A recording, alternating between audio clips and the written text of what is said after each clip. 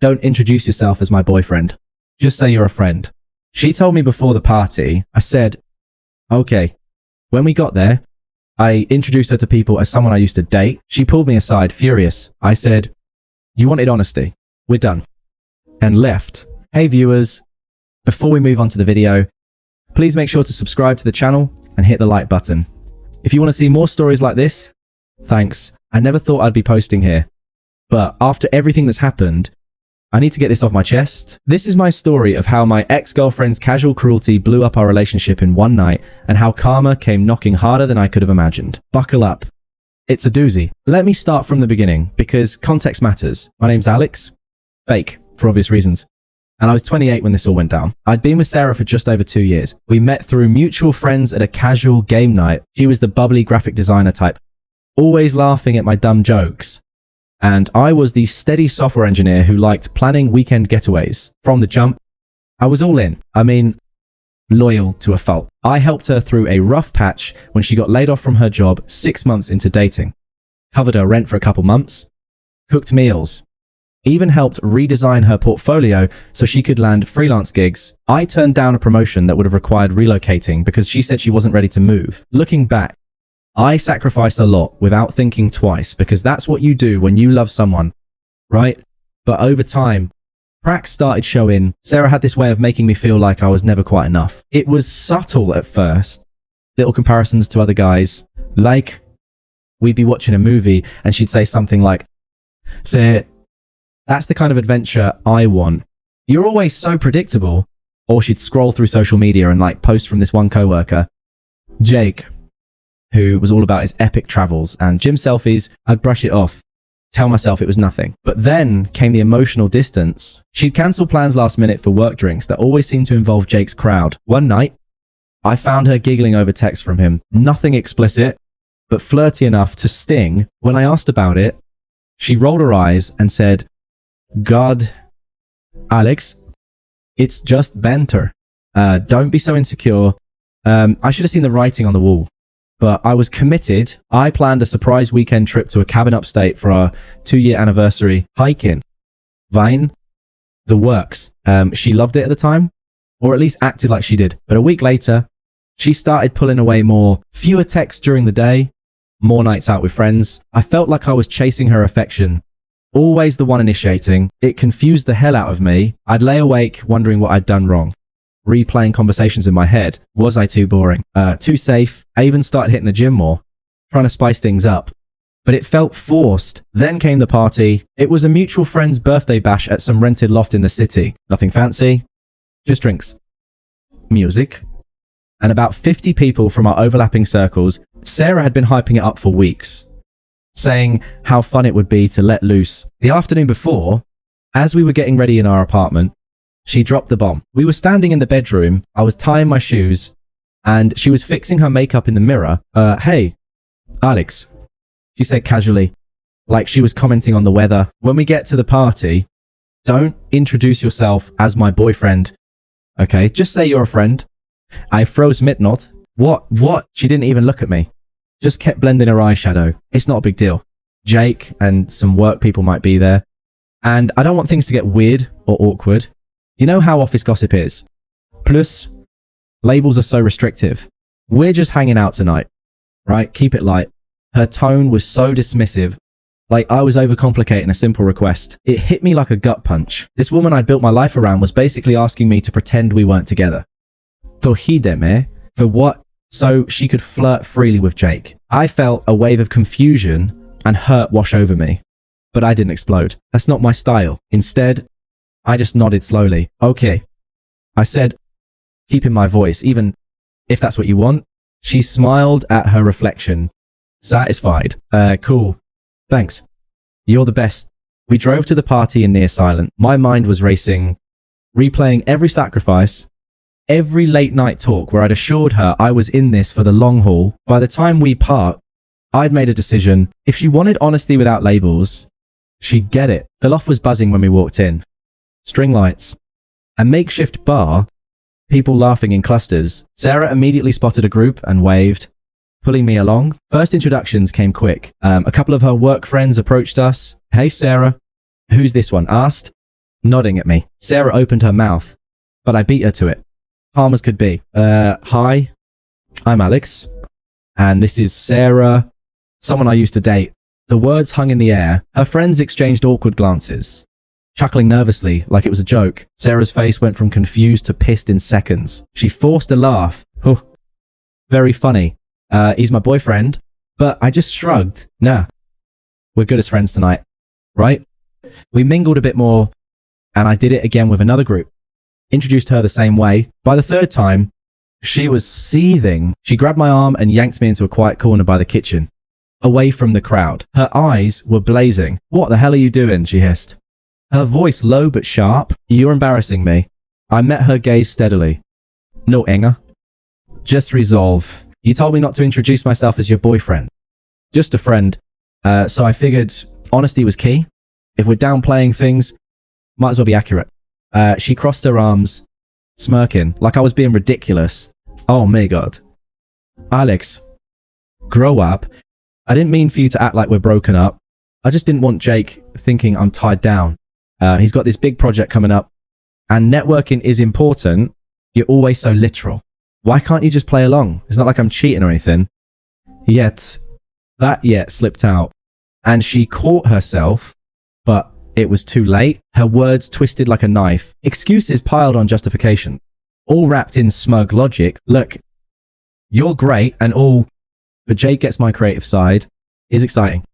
Travels everywhere. Pushes me to be better. You're comfortable. Safe. But I need more than that right now. If you can't handle a little white lie for my career, maybe we're not compatible anyway.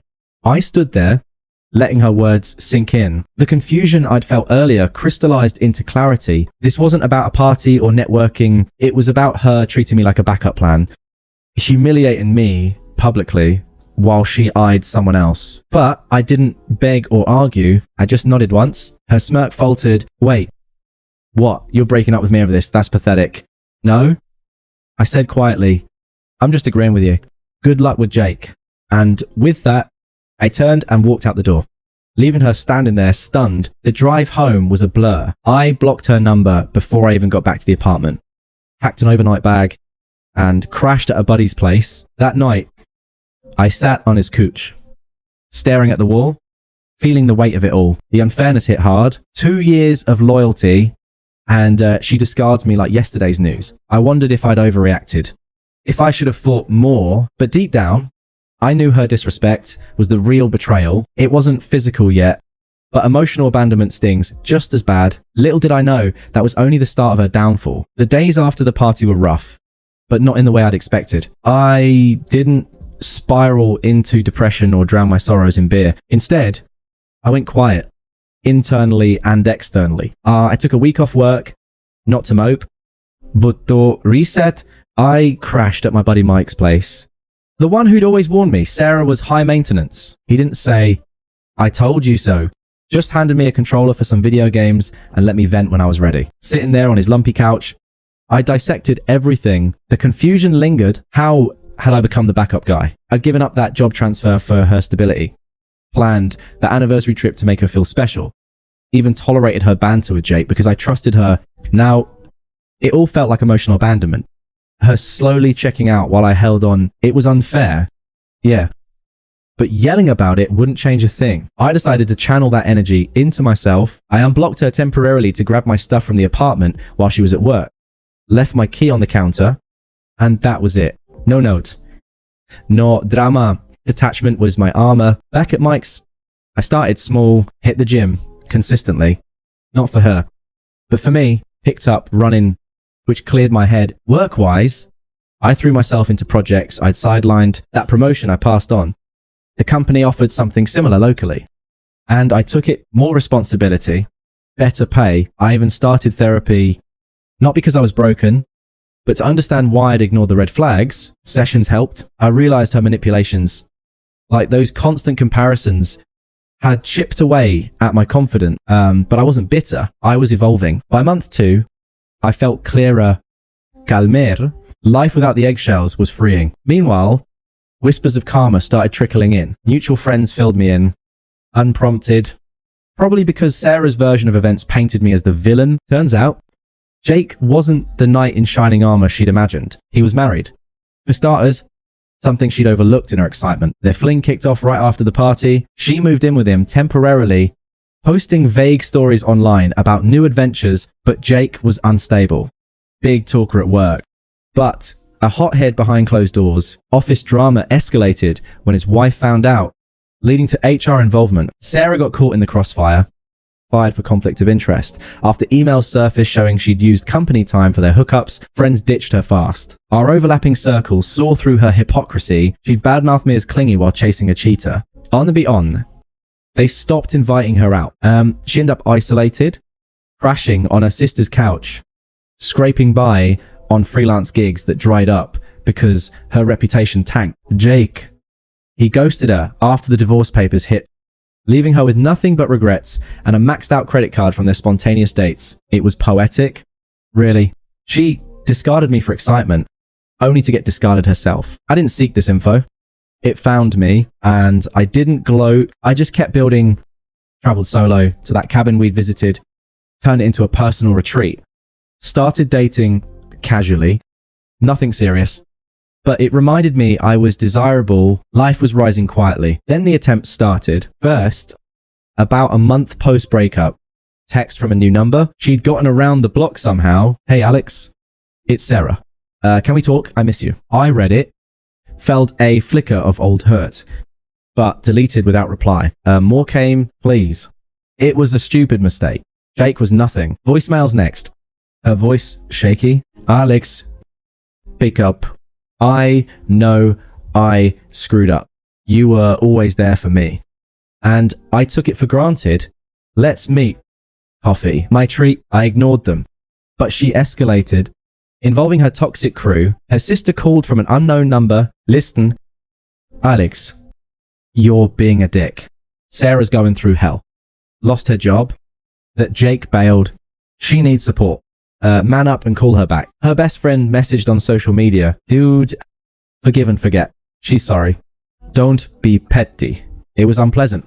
Pushy. Like they expected me to fix her mess. But I stayed silent, blocking each one. Her attempts turned desperate. Showing up at my new apartment, Mike must have slipped the address. I opened the door to her, standing there. Eyes red, hair messy. Alex, thank God, let me in. We need to talk. I stood in the doorway. Calm. No, we don't. She pushed past anyway, glancing around like she owned the place. Look, I was wrong. Jake was abusive. Yelled. Controlled everything. Even took my savings for his business ideas. I'm broke. Sleeping on a couch. But you're stable. We were good together. Remember the cabin? I need that again. I need you. Her words dripped hypocrisy, admitting she'd chased excitement only to beg for my safety. I didn't budge. Sarah, you made your choice. I'm not your fallback. She teared up, voice rising. How can you be so cold after everything? You're acting like I meant nothing. You treated me like nothing. I said evenly, goodbye. I closed the door, locked it. She banged for a minute, then left. That night, angry texts flooded in. You'll regret this. You're nothing special. Jake was right about you being boring. It revealed her true colors. Smug when winning, vicious when losing, but I was done letting it affect me. The desperation ramped up over the next few weeks. Sarah's attempts went from pleading to unhinged, more calls from borrowed phones, emails to my work address, which I flagged as spam. Her family piled on harder. Her mum left a voicemail. Alex, this is ridiculous. Sarah's family. And you're abandoning her. She's depressed. Can't eat. Come fix this. You owe her after 2 years. Oh, here. For what? The betrayal, it was toxic. Entitled, like they saw me as her emotional ATM. Friends of hers I'd never liked chimed in via group chats. Bro, give her a chance. She's changed, but she hadn't. The anger phase hit full swing after my rejections. Public posts subtweeting me. Some people are too weak to forgive. Good riddance. It backfired. Mutuals unfollowed her, siding with me privately. By month 4, she was unraveling, visibly lost more gigs. Gained a rep for drama. Jake's ex-wife even messaged me anonymously, confirming he'd done this before. Used women, then ditched. Sarah was just the latest casualty. I, meanwhile, thrived. New job led to a raise. I bought a small condo, furnished it my way. Started seeing Emily, a kind, adventurous woman from my running group. No games, just mutual respect. Life felt complete. Her irrelevance growing daily. The final nail came at our mutual friend Lisa's wedding. 6 months post breakup, I RSVP'd, yes, knowing Sarah might be there, but I wasn't hiding. The venue was a charming garden hall, string lights twinkling, laughter everywhere. I arrived with Emily on my arm, feeling at peace. Mid-reception, Sarah approached during cocktail hour. She looked worn, dress ill-fitting, makeup heavy to hide bags under her eyes. Desperation clung to her like cheap perfume. Alex, she said, voice cracking, can we talk privately? Emily squeezed my hand supportively. I nodded to Sarah. We stepped to a quiet patio. Look, I know I've been awful. She started, tears welling. Jake destroyed me, cheated. Stole left me homeless. Basically, I'm in therapy now, trying to fix myself. But I realized what I lost. You were the best thing in my life. Stable. Kent, we can start over. I'll change, please. Her hypocrisy shown, begging for the boring stability she'd mocked. I stayed composed. No sympathy. Sarah, you said I was too safe, too predictable, that you needed excitement. Like Jake, well, you got it. And the consequences, she flinched. I was stupid. I didn't mean it. You're better than him. Let's try again. I shook my head. No. You taught me what I don't want. Someone who treats me as a backup, disrespects me publicly. I've built something better. New job. New home. Someone who values me. You're irrelevant now. Focus on your own growth. Her face twisted. Desperation to anger. So that's it. You're just done. With her, she nodded toward Emily inside. She'll see. You're nothing special. I mirrored her old logic calmly, like you said at the party. Labels are restrictive. We're not compatible. Goodbye. Sarah. I walked back in, rejoining Emily. Sarah stood there, stunned. Then left early. Mutuals noticed. Whispers of her seeing my poise. Latte. She tried one last text barrage, but I blocked for good. That night, dancing with Emily, I felt free. Sarah's betrayal was a catalyst for my upgrade. She's a footnote. I'm the author now. Final update. Blocked her circle. Thriving. If you're in a similar spot, walk away with dignity. Karma handles the rest. Thanks for watching. Make sure to subscribe to the channel and hit the like button. What do you think about this story? Share it in the comments.